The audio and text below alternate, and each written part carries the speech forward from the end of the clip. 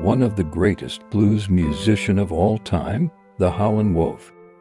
Chester Arthur Burnett, better known by his stage name Howlin' Wolf, was an American blues singer and guitarist. He is regarded as one of the most influential blues musicians of all time.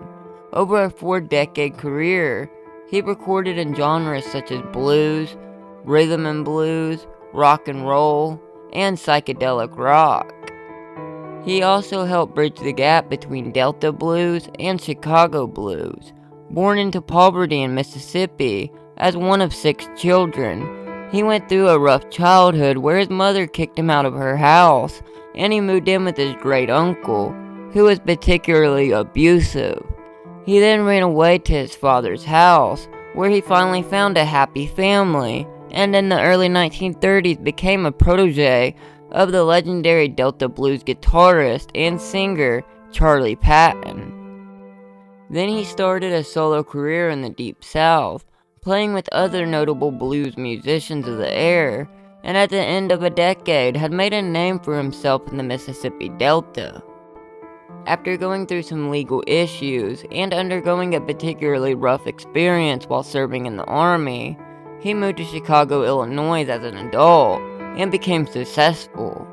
He started his recording career in 1951 after being heard singing by then 19-year-old Ike Turner, and then formed his own band in Chicago.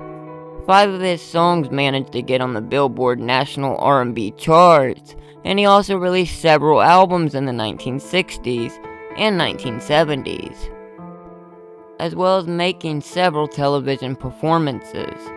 His studio albums include the Howlin' Wolf album, Message to the Young, and the London Howlin' Wolf Sessions. He released his final album, The Backdoor Wolf, in 1973, and also made his last public performance in November of 1975 with fellow blues legend B.B. King. After years of severely declining health, Burnett died in 1976 and was posthumously inducted into the Blues Hall of Fame in 1980 and the Rock and Roll Hall of Fame in 1991. With a booming voice and imposing physical presence, he is one of the best-known Chicago blues artists.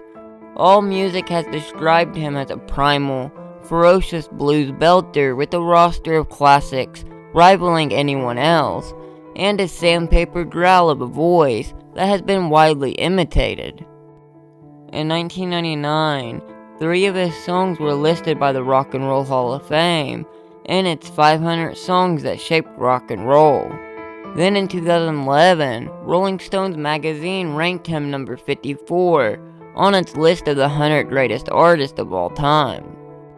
Yet there's a vast majority of people that's never even heard of him. Thanks for watching, and remember, if it's more interesting, you can find it here.